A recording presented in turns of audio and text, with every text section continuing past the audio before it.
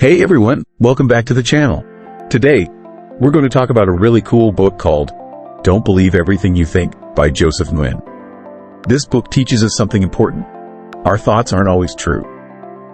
Sometimes they can make us feel bad or stressed, even when things aren't really that bad. Joseph Nguyen helps us understand how our minds work and gives us tips to feel better. Let's talk a little about Joseph Nguyen. Joseph Nguyen, who was born and raised in Vietnam, is the author of the #1 international best-selling book, Don't Believe Everything You Think, which has been translated into 31+ languages. He is a writer who helps others realize who they truly are beyond their own thinking and conditioning to live an abundant life free from psychological and emotional suffering. When he's not busy petting his 3 cats that he's allergic to, he spends the rest of his time writing, teaching, speaking, and sharing timeless wisdom to help people discover their own divinity from within and how they are the answer they've been looking for their entire lives. Now, let's get started. Chapter 1. The Journey to Finding the Root Cause of Suffering. The author struggled for years to find relief from suffering, trying many different methods like therapy and retreats, but nothing worked. Then, they met a mentor who taught them about coaching and how our minds create our experiences. This understanding changed everything for the author, showing them a new way to find relief from suffering. Chapter 2. The Root Cause of All Suffering. The story is about a monk who gets angry when a boat bumps into his own while he's meditating on a lake. But then he realizes there's no one in the other boat. It's empty. He understands that his anger is not because of the boat, but because of how he reacts to it. So, he learns to let go of his anger and finds peace even when there are disturbances around him. This teaches us that our reactions to things can make us upset, but we can choose to react differently and stay calm. Chapter 3. Why do we even think? Our minds are great at keeping us safe from danger by constantly scanning for threats, but they're not good at helping us feel fulfilled or happy. When we only listen to our minds, we may feel anxious, scared, or frustrated because they're always on alert for potential dangers. But our true purpose is to find peace, love, and joy, which goes beyond just surviving. To feel free and happy, we need to learn to listen to something deeper within ourselves that can help us thrive, not just survive. Chapter 4. Thoughts versus thinking. Thoughts are natural and effortless, originating from the universe, while thinking requires effort and is driven by the ego. Positive thoughts arise from our natural state of peace and joy, while negative emotions stem from overthinking and judgment. Engaging in thinking about our thoughts leads to destructive patterns, limiting beliefs, and negative emotions. By learning to distinguish between thoughts and thinking, we can tap into the creative power of positive thoughts and avoid the restrictive nature of overthinking. Our feelings serve as an internal guide to discern whether we're aligned with divine thoughts or caught up in ego-driven thinking. Chapter 5. If we can only feel what we're thinking, don't we need to think positively to feel that way? Positive emotions like joy and love are our natural state, and we don't need to think positively to experience them. When we're not feeling positive, it's because we're caught up in thinking, which creates stress and negative emotions. Our level of stress and negative emotions correlates with how much we're thinking. It's not the content of our thoughts causing suffering, but the act of thinking itself. By reducing our thinking, we create space for positive emotions to naturally emerge. Chapter 6. How the Human Experience is Created. The 3 Principles. The human experience is built upon 3 key principles: universal mind, consciousness, and thought. Universal mind is the intelligence that exists in all living things, guiding natural processes like growth and healing. Universal consciousness allows us to be aware of our existence and perceive the world around us through our senses. Universal thought is the raw material from which we create, giving form to our experiences and perceptions. Together, these principles shape our reality and connect us to the greater intelligence of the universe. Chapter 7. If thinking is the root cause of our suffering, how do we stop thinking? The story of the Zen master and the samurai illustrates how anger and negative emotions create our own personal hells, while letting go leads to peace, which is heaven. To reduce thinking, we simply need to be aware of it without trying to stop it, allowing it to settle naturally, like dirt in water.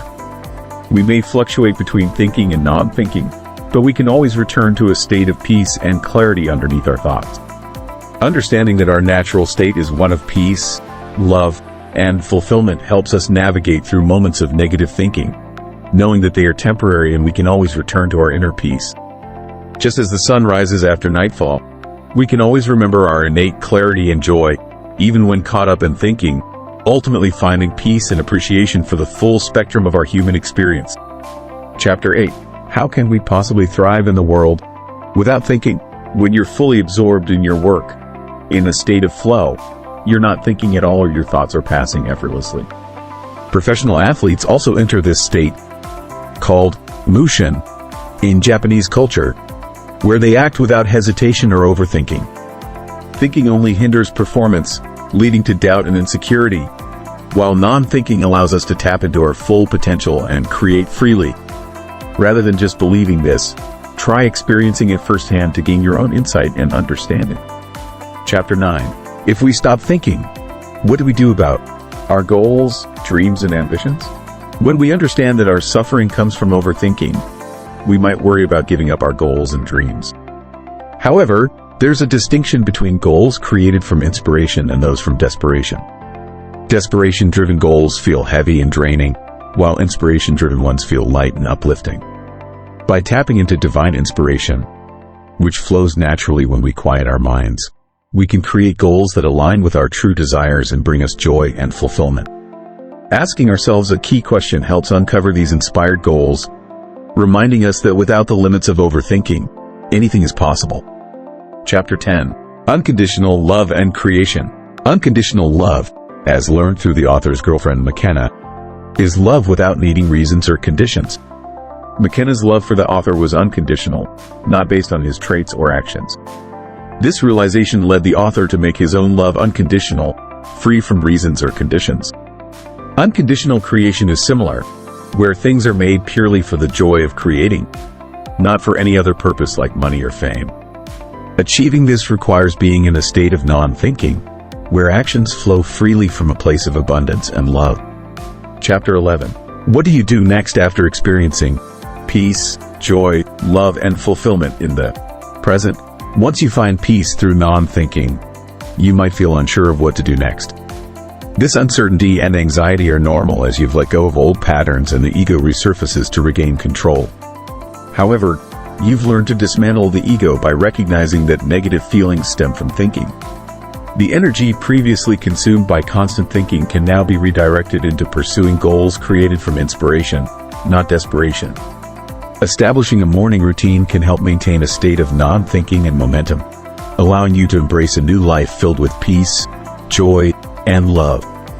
Chapter 12. Nothing is either good or bad. Just like a piano has no wrong keys, there are no inherently wrong decisions in life. Only thoughts that give us pleasant or unpleasant feelings. Viewing situations without labeling them as right or wrong opens us to love, joy, and peace. Instead of seeking right or wrong, seek universal truth within yourself, as true truth is not subjective. Negative emotions arise from misunderstanding, but by recognizing that thoughts cause feelings, you can return to a state of peace, love, and joy. Embrace awareness of your thoughts, welcome them with love, and they will fade away, leaving you in a state of tranquility. Chapter 13. How do you know what to do without thinking? Trust your intuition over thinking, as it's like an inner GPS guiding you. Society may not always confirm your intuition, but following it leads to unexpected miracles. Most of us already know what to do deep down, but fear or self-doubt hold us back. Believe in your inner wisdom and trust that it will provide the answers you need. Embrace the belief that you can always access the knowledge you require through your intuition. Chapter 14. How to follow your intuition. Your intuition is like a GPS guiding you to abundance, but it requires being in a state of non-thinking. Fear often prevents people from trusting their intuition, as it operates in the realm of unknown possibilities. When you silence your personal mind and listen to your intuition, miracles happen. Your intuition speaks through divine thoughts that feel right and go against rationality. Stepping into the unknown with faith in your intuition leads to joy, peace, and the manifestation of your desires. Chapter 15. Creating space for miracles. Creating space in our minds is crucial for receiving new ideas and solutions. Just like a cup overflowing with tea, our minds overflowing with old thoughts hinder the arrival of fresh insights. To create this space, we need to stop our efforts to think and surrender to the moment.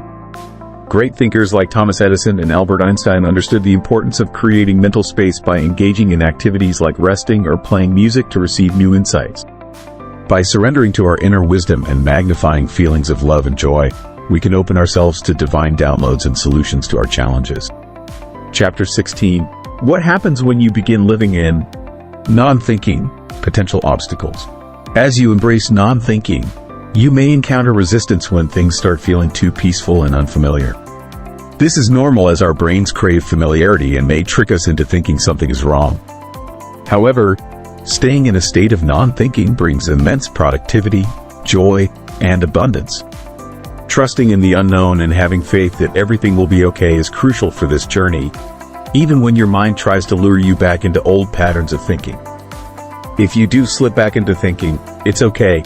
Just acknowledge it without guilt and return to a state of peace and happiness. Chapter 17. Now what? In conclusion, as you finish this book, remember that it's just the start of a new journey towards peace, love, and joy through non-thinking. By embracing the insights gained, you've already changed, and your consciousness has expanded. The truth is simple, found deep within your soul, guiding you to fulfillment.